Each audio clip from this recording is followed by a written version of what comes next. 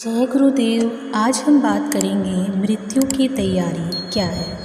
यह निर्वाद है कि जो पैदा हुआ है उसे मरना पड़ेगा। हमें भी मृत्यु की गोद में जाना है। उस महान यात्रा की तैयारी यदि अभी से की जाए तो उस समय जो भय और दुख होता है वह ना होगा। मृत्यु के अभी बहुत दिन हैं या तब भी बात तब देखी जाएगी। ऐसा सोचकर महत्वपूर्ण समस्या को आगे के लिए टालते जाना अंत में बड़ा दुखदायक होता है।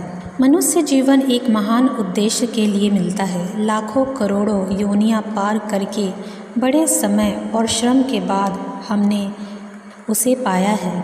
ऐसे अमूल्य रत्न का सदुपयोग ना करके यूं ही व्यर्थ गवा देना, भला इससे बढ़कर और क्या मूर्खता हो सकती है। जीवन का महान उद्देश्य है कि हम ईश्वर का साक्षात्कार करें और परम पद को पाएं। किंतु कितने हैं जो इस ओर ध्यान देते हैं। किसी को तृष्णा से छुटकारा नहीं, तो कोई इंद्रिय भोग में मस्त है, तो कोई अहंकार में ऐठा जा रहा है, तो कोई ब्रह्म जाल में ही मस्त है।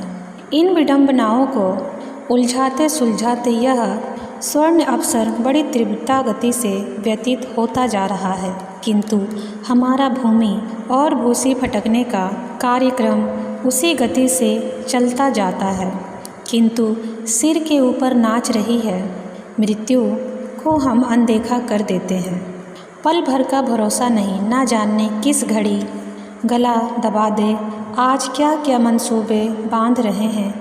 हो सकता है कि कल यह सब धरे के धरे रह जाएं और हमारा डेरा किसी दूसरे देश में ही जा गड़े। इसी विषम बेला में अचेत रहना बड़े दुर्भाग्य की बात है। पाठकों, अब तक भूले पर अब मत भूलो। आंखें खोलो, सचेत हो जाओ। जीवन क्या है, हम क्या हैं, संसार क्या है, हमारा उद्देश्य क्या है। इन प्रश्नों को उतना ही महत्वपूर्ण समझो जितना कि रोटी को समझते हो।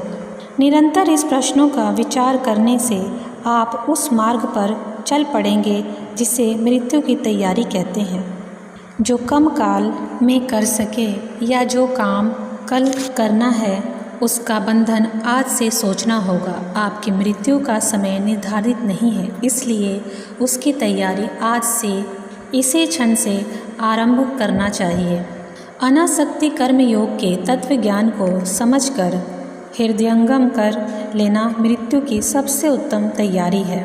माया के बंधन हमें इसलिए बांध देते हैं कि हम उनमें लिपट जाते हैं, तन्मय हो जाते हैं।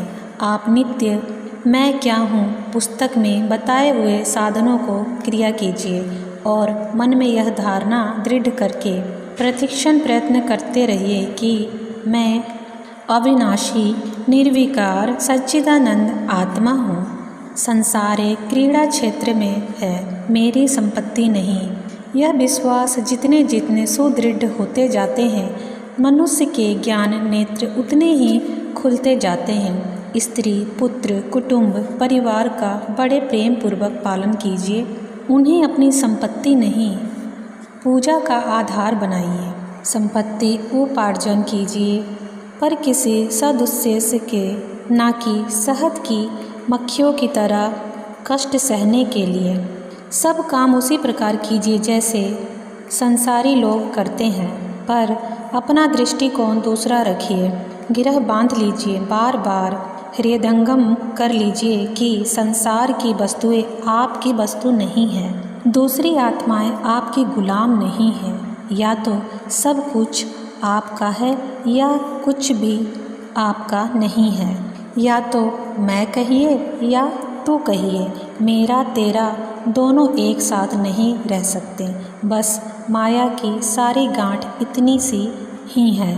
योग का सारा ज्ञान इसी गांठ को सुलझाने के लिए है। पाप कर्म हम इसलिए करते हैं कि हमारा अहम भाव बहुत ही संकुचित होता है।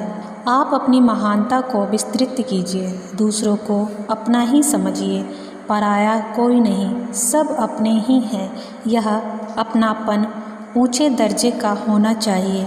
जैसे माता पिता का अबोध पुत्र के प्रति होता है, वैसे ही नहीं जैसा चोर का दूसरों की तिजोरी पर होता है। सांसारिक जीवों में प्रभु की मूर्ति विराजमान देखिए और उनकी पूजा के लिए अपना हृदय बिछा दीजिए। स्त्री को आप दासी नहीं देवी मानिए।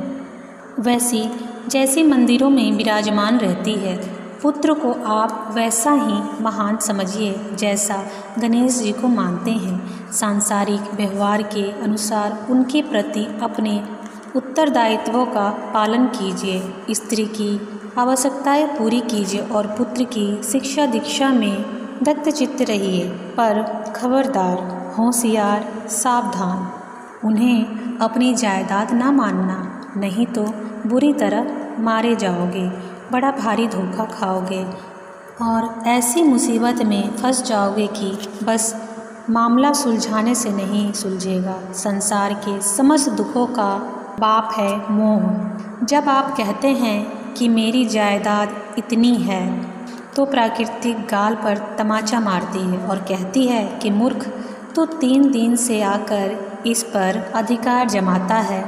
यह प्रभाव अनादिकाल से चला आ रहा है। सोना चांदी तेरा नहीं है, यह प्राकृतिक का है जिसे तू स्त्री समझता है। यह असंख्याओं बार तेरी माँ हो चुकी होगी। आत्माएं स्वतंत्र है, कोई किसी का गुलाम नहीं। अज्ञानी मनुष्य कहता है यह तो सब मेरा है, इसे तो अपने पास रखूँगा। तत्व ज्ञान की आत्मा चिल्लाती है, अज्ञानी बालकों, विश्व का कण कण बड़ी द्रुत गति से नाच रहा है। कोई वस्तु स्थिर नहीं है। पानी बह रहा है, हवा चल रही है, पृथ्वी दौड़ रही है। तेरे शरीर में से पुराने कण भाग रहे हैं और नए आ रहे हैं। तू एक तिनके भर पर भी अधिकार नहीं कर सकता। इस प्रकार बहती हुई नदी का आनंद देखना है तो देख, रोकने खड़ा होगा तो लात मार कर एक और हटा दिए जाएगा। दुख, विपत्ति, व्यथा और पीड़ा का कारण अज्ञान है। मनुष्य के समय दुख प्राप्त करने का, नरक की ज्वाला में जलने का, भूत प्रेतों में भटकने का, जन्म मरण की फांसी में लटकने का एक ही कारण है, अज्ञान, केवल अज्ञान। हे पाठकों, अंधकार से प्रकाश की ओर चलो, मृत्यु से अमृत की ओर चलो। ईश्वर प्रेम रूप है, प्रेम की उपासना करो। स्वर्ग पैसे से नहीं खरीदा जा सकता, खुशामद से मुक्ति नहीं मिल सकती, मजहबी कर्मकांड आत्मा का कल्याण नहीं कर सकते। दूसरों की ओर मत ताकिए कि कोई हमें पार कर देगा, क्योंकि वास्तव में किसी भी दूसरे के अंदर ऐसी शक्ति नहीं है। आत्मा का आत्मा से ही उद्धार कीजिए, अपना कल्याण आप ही करिए। अपने हृदय को विशाल, उदार, उच्च और महान बना दीजिए। अहम भाव का प्रसार करके सबको आत्मदृष्टि से देखिए। अपनी अंतरात्मा को प्रेम में सराबोर कर लीजिए और उस प्रेम का अमृत समस्त संसार पर बिना भेदभाव के छिड़किए। अपना कर्तव्य धर्मनिष्ठापूर्वक पालन कीजिए। व्यवहार कर्मों में रत्ती भर भी शिथिलता मत आने दीजिए, पर रहिए कमल पत्रवत। राजा जनक की तरह कर्मयोगी बनिए, अनासक्त रहिए। सर्वत्र आत्मीयता की दृष्टि से देखिए। अपनी महानता का अनुभव कीजिए और गर्व के साथ सिर ऊंचा उठा कर रहिए। सो हम, वह मैं हूँ।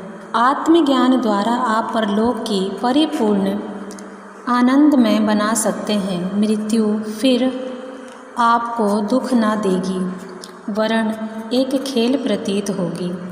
आप ऊंचे उठेंगे और महान उद्देश्य को प्राप्त कर लेंगे। मृत्यु की तैयारी के लिए आज से ही आत्मा के विशुद्ध स्वरूप का चिंतन आरंभ कर लेना चाहिए। अपनी महानता का ज्ञान होते ही माया मोह के सारे बंधन टूटकर गिर पड़ेंगे और आनंददायक दृष्टि प्राप्त हो जाएगी। अपने तुच्छ और स्वार्थपूर्ण विचार को त्याग कर अपनी महान आत्मा के दरवाजे पर सिंहनाद कीजिए। सो हम, वह मैं हूँ। आज के लिए बस इतना ही। फिर मिलते हैं हम भाग 7 में। वीडियो अच्छी लगे तो लाइक करें, सब्सक्राइब करें और ज़्यादा से ज़्यादा शेयर करें।